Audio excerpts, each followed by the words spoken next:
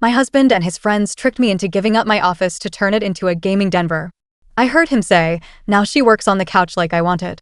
I walked in, grabbed the Xbox, and said, "Cool. Then you won't mind when I list this room on Airbnb tomorrow." His jaw dropped. You ever have one of those moments where you realize, like a lightning strike, that someone doesn't see you the way you thought they did? That was me. Standing in the hallway of my own home, overhearing my husband bragging to his friends like I was some obstacle he'd finally cleared off the board.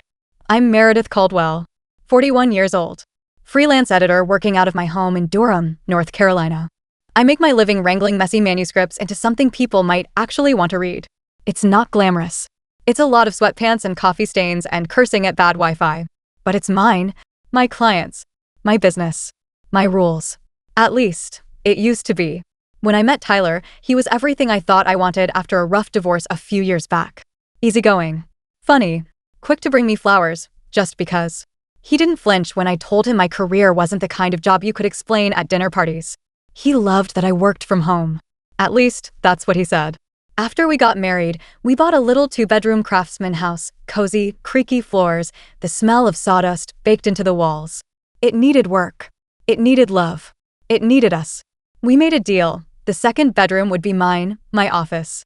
Tyler had the garage for his tools, his projects, his late-night tinkering. Separate spaces. Mutual respect. Simple. Fair. It was good for a while.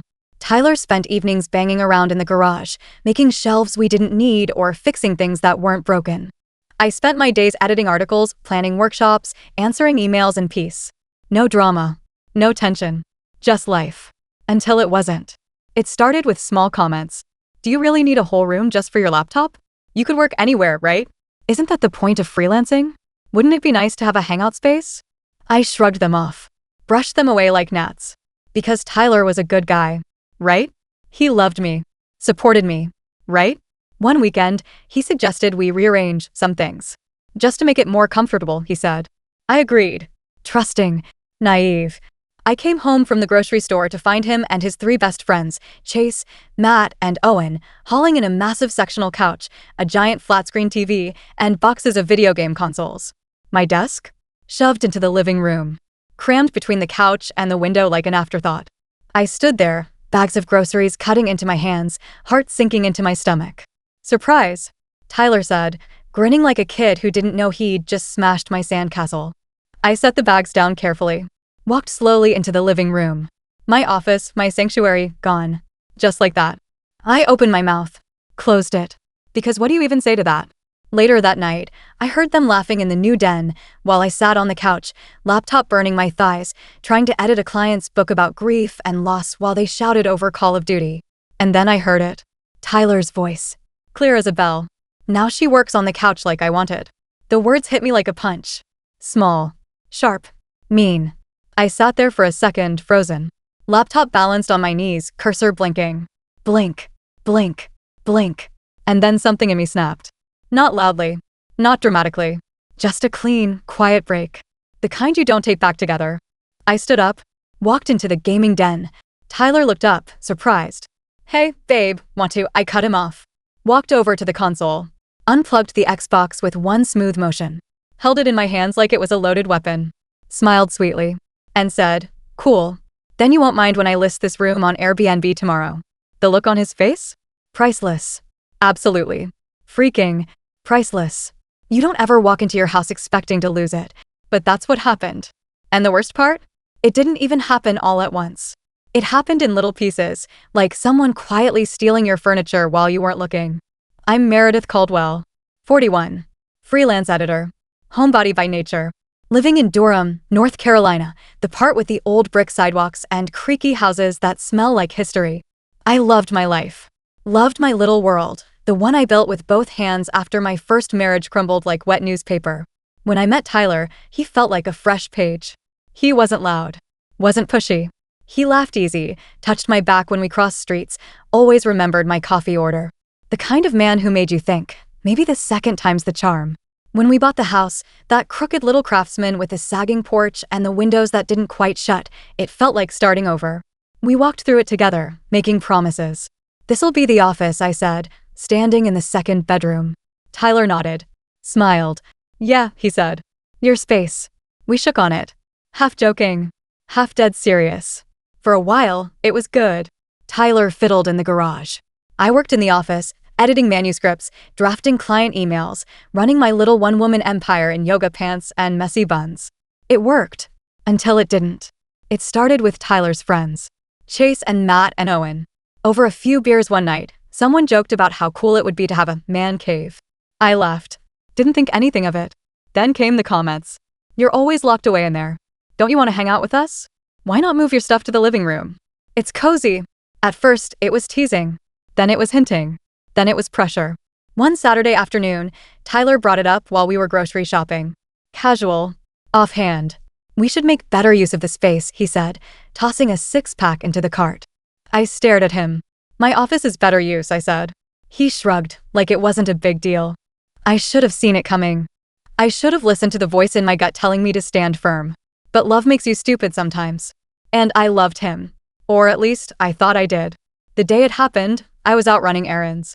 Tyler had offered, insisted on rearranging some things while I was gone. I didn't think twice about it. I should have.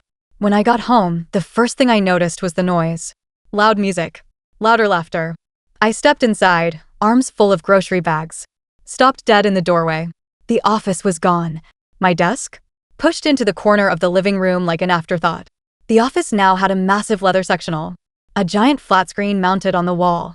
Posters of video games and action movies already tacked up with sloppy thumbtacks. And Tyler and his friends sprawled out, controllers in hand, grinning like they'd just won a prize. Surprise, Tyler said, arms thrown wide. I set the groceries down carefully. Felt something twist in my chest. You turned my office into a game room? I said slowly. It's better this way, Chase said, nodding at Tyler. Yeah, Matt added. More space for everyone to hang. I looked at Tyler, waiting, praying he'd see my face, see what this meant. But he just smiled, like he thought I'd be thrilled.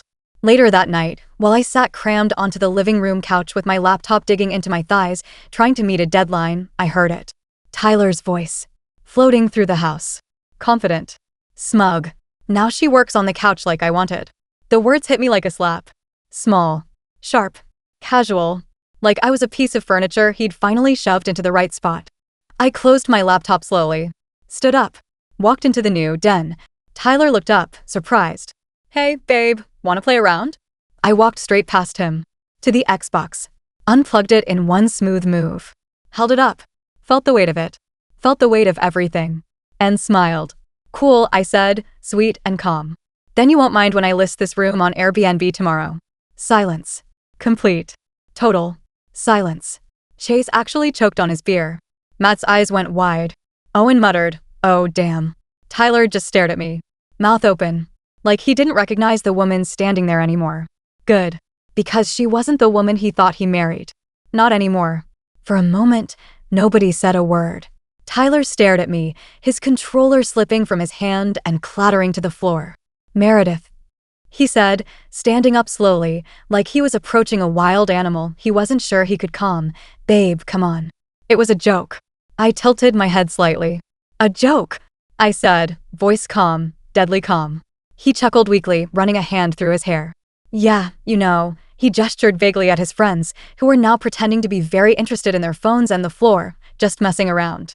I held up the unplugged Xbox a little higher. This part of the joke? I asked. Or the part where you said you wanted me working on the couch all along? Tyler flushed.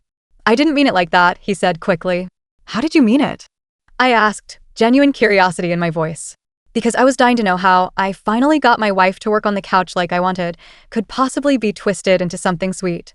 He opened his mouth, closed it, looked helplessly at Chase and Matt and Owen. None of them met his eyes. I nodded slowly.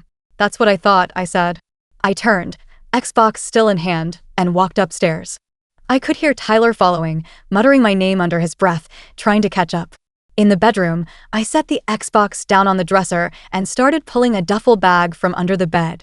Wait, Tyler said, closing the door behind him. Don't do this. Do what? I asked, zipping open the bag.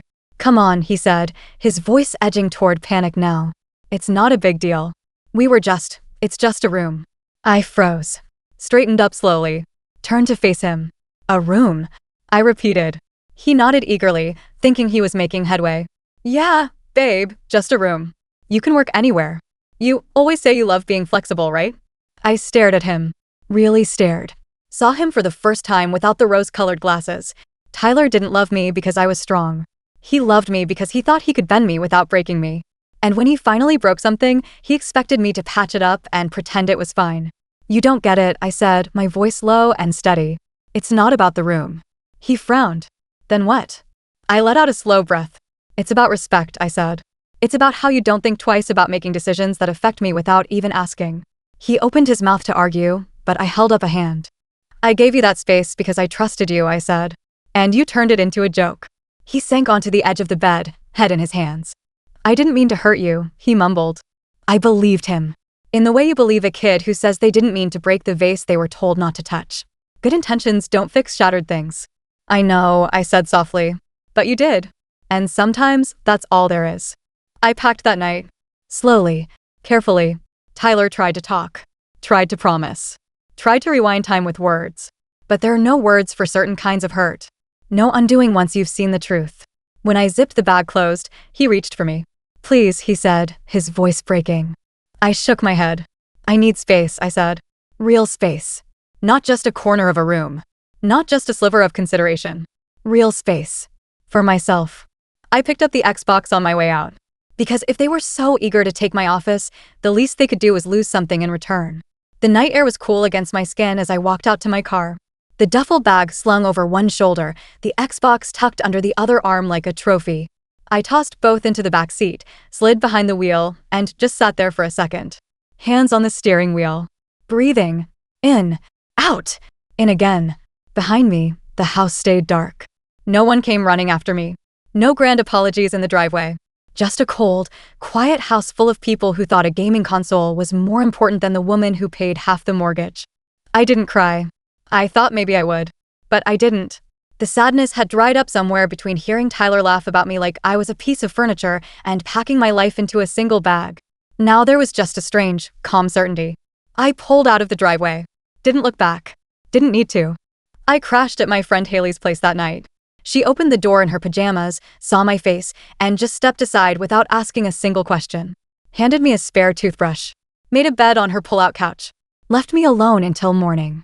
The kind of friend who knows when to push and when to just be there. The next day, I found a short-term rental. A tiny one-bedroom apartment above a bookstore downtown. The kind of place that smelled like old paper and fresh coffee and possibilities. I signed the lease that afternoon. Moved in by nightfall. It wasn't glamorous. The pipes rattled when I ran the shower. The window stuck. The oven was about the size of a suitcase. But it was mine. Every dusty corner. Every crooked floorboard. Mine. A few days later, Tyler texted. Tyler, can we talk? I stared at the message for a long minute. Thumb hovering over the screen. Then I set the phone down. Walked away. Because talking wasn't the problem. Talking had never been the problem. Listening was. Respect was. And I wasn't about to explain those things to a grown man who thought it was funny to steal my space and call it love. The first week in the new place was quiet. I worked on the wobbly little kitchen table, surrounded by stacks of books and takeout containers. I drank coffee from mismatched mugs. Walked to the market on Saturdays. Taught myself how to sleep without waiting for footsteps in the hall. Little by little, I started to breathe again. Started to laugh again. Started to feel like myself again. The version of me that wasn't bending into smaller shapes to fit into someone else's life. The version of me that remembered she deserved more than crumbs handed out like favors. One afternoon, while rearranging books on my tiny new shelves, I found an old photo of Tyler and me at the house. We were smiling. Arms around each other. Faces pressed close. I stared at it for a second. Then set it face down in a drawer. Because not everything that starts sweet ends that way. And not every ending needs mourning. Some just need acceptance. Weeks passed. Then a month. The texts from Tyler slowed down. First daily, then every few days, then nothing at all. No big dramatic goodbye. Just a slow, quiet fading, like a radio station losing signal the farther you drive away. I filled the silence with small, good things. Booked new clients. Painted the walls of my little apartment a soft, pale green that made the space feel bigger than it was.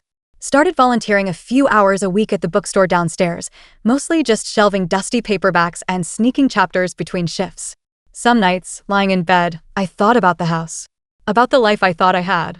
About the promises Tyler made and broke without even realizing he was breaking them. And it hurt. Of course it hurt. But the hurt wasn't sharp anymore. It was dull. Manageable. The kind of pain you can live with until one day you realize it's gone. One afternoon, I was walking home with a bag of groceries when I saw him. Tyler. Sitting on the curb across the street from my building.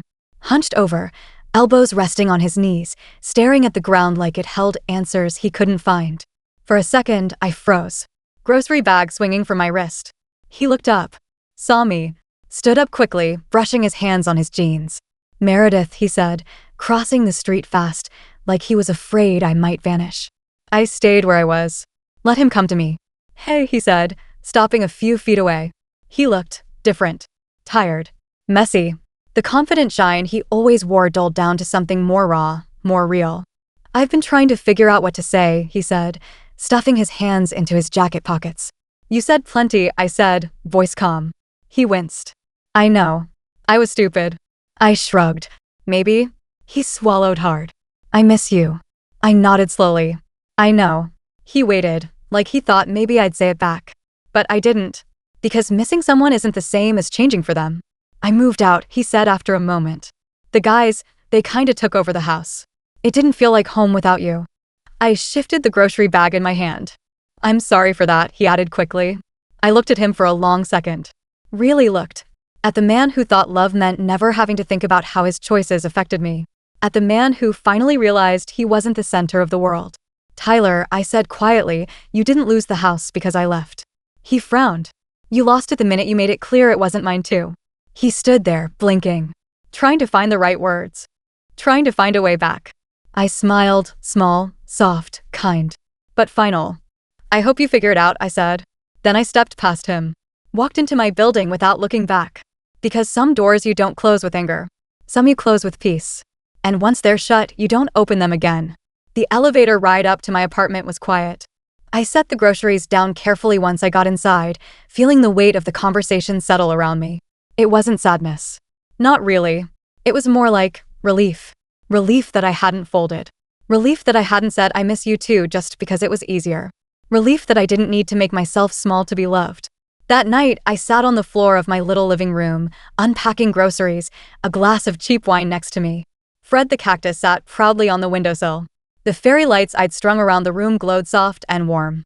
It wasn't much. It wasn't the dream house with the wraparound porch and the 2-car garage. But it was safe. It was mine. A few days later, I got a letter in the mail. No return address. Just my name in Tyler's messy handwriting. I stood by the mailbox for a second, staring at it. Then I opened it. Inside was a short note. No apologies. No begging. Just a simple line. I hope you find everything you were looking for. I folded the letter carefully. Tucked it into the drawer with the old photo. Not out of sentiment. Out of memory. Out of a quiet promise to myself that I would never again settle for less than respect. Life went on. Spring turned to summer. I took on more clients. Started hosting little writing workshops at the bookstore downstairs. Made friends, real friends, people who didn't see me as an accessory to their life, but as a person with a life of her own. I laughed more. I slept better. I dreamed bigger. Every once in a while, I thought about Tyler. Wondered if he ever looked at the empty office that used to be mine and realized what he lost. Wondered if he ever missed the version of himself he was with me, the better version he didn't know how to hold on to. But those thoughts came less and less. Until eventually, they didn't come at all. Because the truth is, you can love someone with your whole heart. You can give them everything, your time, your trust, your patience. But if they don't respect you, if they don't see you, it's not love. It's control dressed up pretty. And once you see that, you never unsee it. One evening, late in the summer, I stood at the big open window of my little apartment, looking out over downtown Durham. The bookstore downstairs was still open, its windows glowing gold against the navy blue night. I could hear the faint hum of laughter and music drifting up from the street. Life.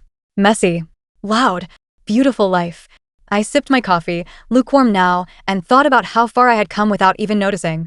About the woman who sat quietly on the couch, burning her legs with a laptop she didn't have a place for anymore. About the woman who had finally said enough. I wasn't angry at Tyler anymore. Not really. He had taught me something important. That sometimes the biggest betrayal isn't cheating or lying or yelling. Sometimes it's the slow erosion of your worth. The tiny cuts of being treated like your dreams don't matter. The quiet dismissal of everything that makes you who you are. Choosing to walk away wasn't revenge. It was self-respect. It was drawing a line in the sand and saying, I deserve more. And then actually going out and building more. Brick by brick. Breath by breath. Day by day. A few months later, I heard, through mutual friends, that Tyler had rented out the house. Couldn't afford it on his own. Moved into a one-bedroom apartment near his job. Still gaming. Still hanging out with Chase and Matt and Owen, but somehow smaller. Duller. The shiny confidence he used to wear like a badge had worn thin. And me? I was busy. Too busy to care. Too busy building a life that didn't need defending. Too busy laughing in my tiny apartment, barefoot and free. Too busy planning my next big move, a writing retreat I was putting together with a few friends, something I dreamed about for years, but never had the guts to try before. Sometimes life doesn't give you the apology you deserve. Sometimes it doesn't even give you the closure you think you need.